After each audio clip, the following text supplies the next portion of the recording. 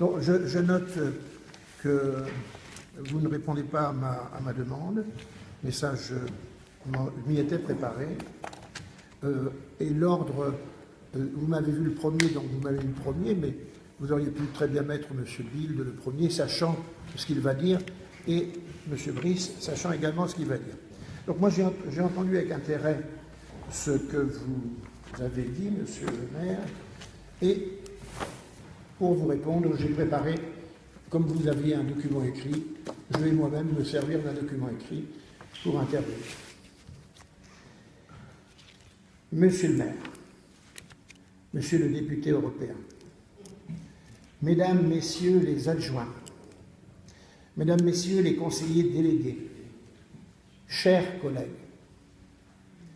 vous avez constaté l'absence de Marine Tondelier, David Noël, Stéphane Filipovic, Duniyazal Majidi, tous absents pour des raisons impérieuses liées à leur agenda personnel, non aménageable dans les délais trop courts des communications des documents de travail que vous nous imposez.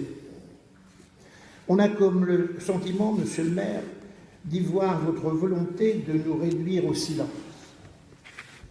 Vous avouerez que placer systématiquement les conseils un vendredi à 9h du matin est une décision peu banale que nous vous avons demandé de rapporter à plusieurs reprises, en vain.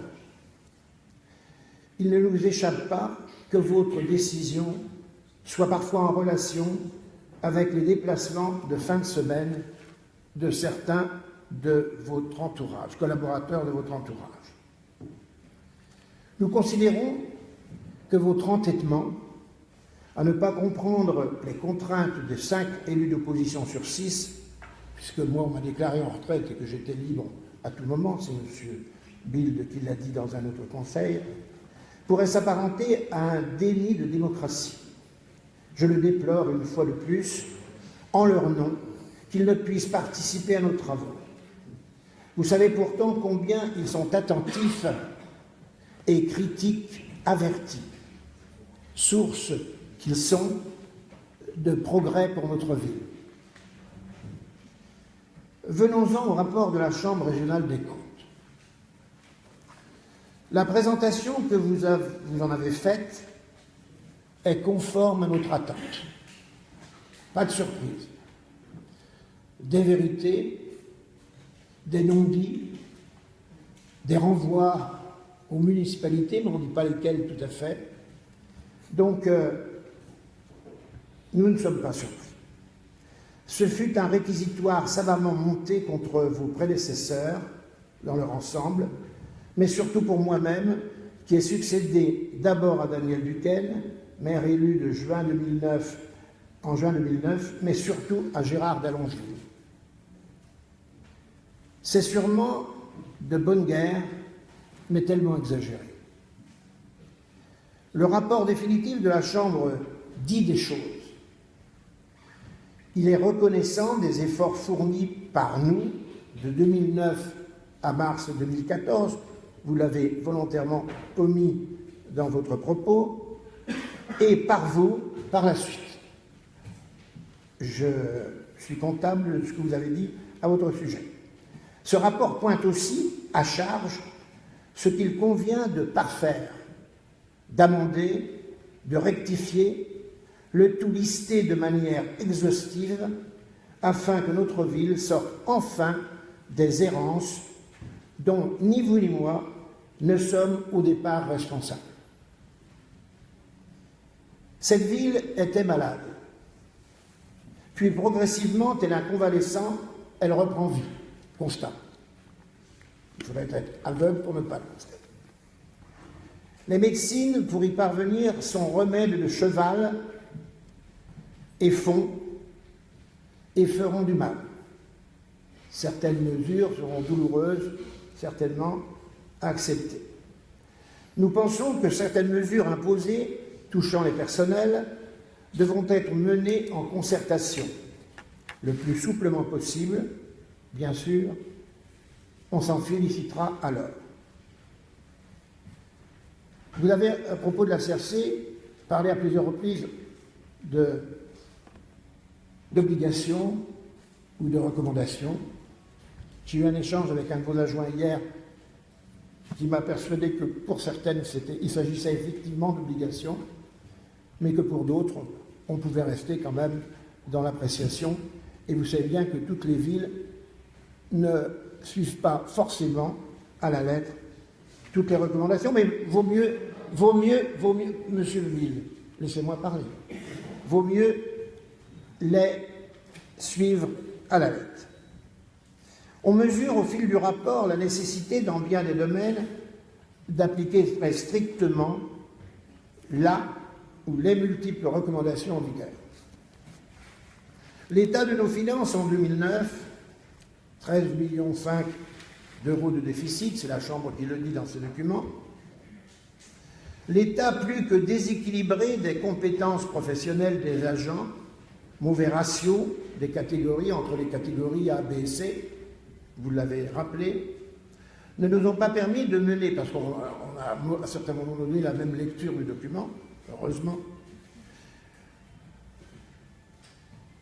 Vous savez de quoi je parle, puisque vous êtes aux affaires aujourd'hui. Vous avez vous-même été confronté à diverses situations dans divers services qui ne vous ont pas permis en 3 ans de combler entièrement les retards. Vous mesurez bien par là que cela n'arrive pas qu'aux autres.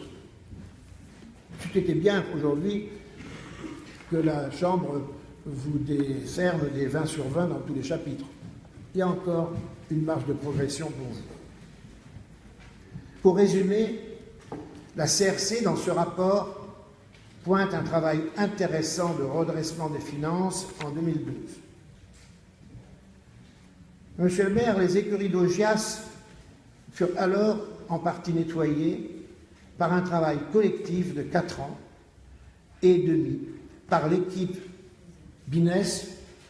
Certains de vos camarades se plaisent à dire business, mais je leur en laisse la responsabilité et je les vois sourire d'ici. Donc, je ne suis plus ignorant maintenant de l'auteur de ce texte.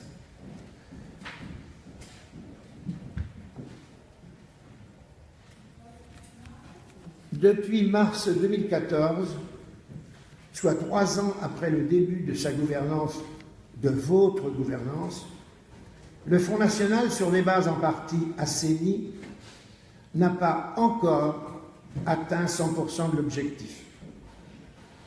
Et monsieur le maire disait tout à l'heure, mais montrez-moi une commune où c'est 100% atteint, et peut-être que dans 4 ans, vous n'aurez toujours pas atteint complètement. Ce sont les aléas de la vie communale au quotidien.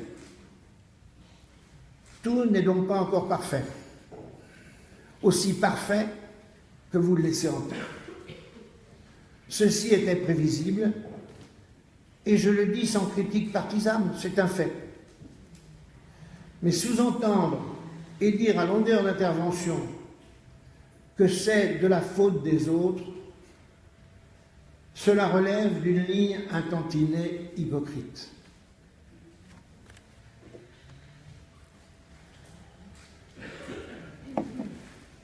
Décidément, monsieur le maire, personne n'échappe au principe de réalité.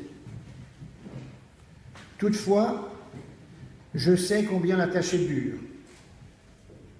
Comme je sais aujourd'hui qu'une opposition bafouée ne doit pas baisser la garde et résister aux attaques dont on imagine qu'elles pourraient se dissiper avec le temps.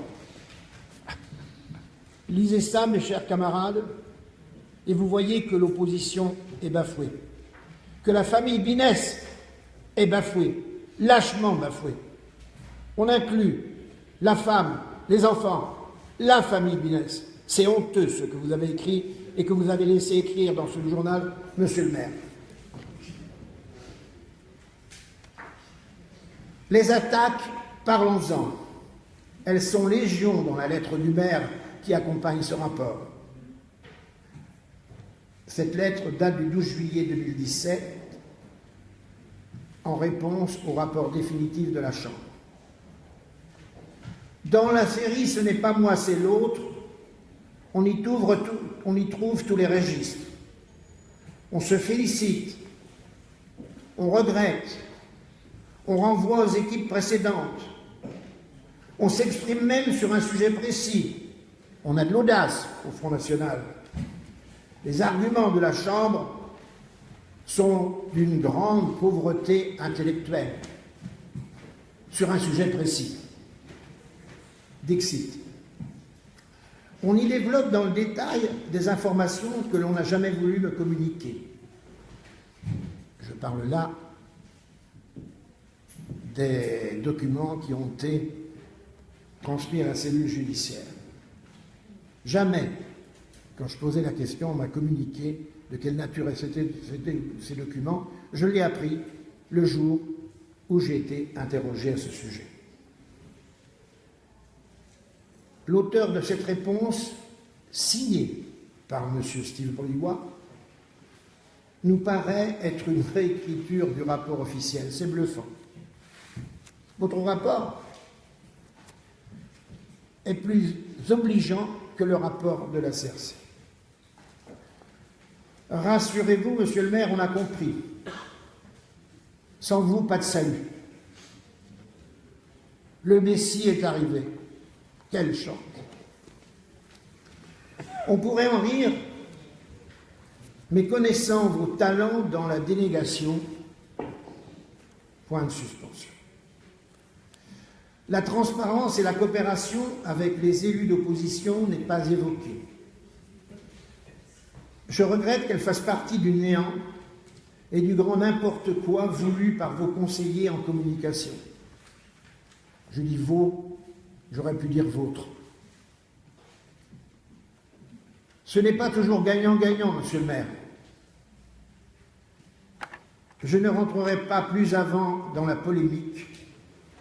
Je souhaite, et mes collègues aussi, que les habitants de cette ville, trop chargés en prélèvements, puissent vivre à Hénin-Beaumont sans crainte particulière de ceux qui méritent d'être protégés. On peut en faire une liste. Et dans le travail retrouvé pour tous. Aux élus d'y pourvoir, qu'ils soient majoritaires ou minoritaires, mais aussi à la société civile, largement partie prenante du devenir de notre cité. Monsieur le maire, j'en ai fini de mon intervention et j'en ai également fini de ma présence d'aujourd'hui dans ce conseil. Je vous salue.